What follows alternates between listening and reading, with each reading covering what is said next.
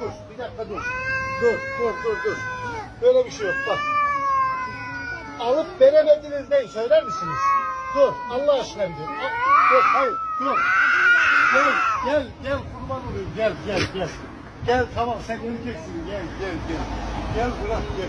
Tamam sen erkeksin gel. Nedir oğlum senin alıp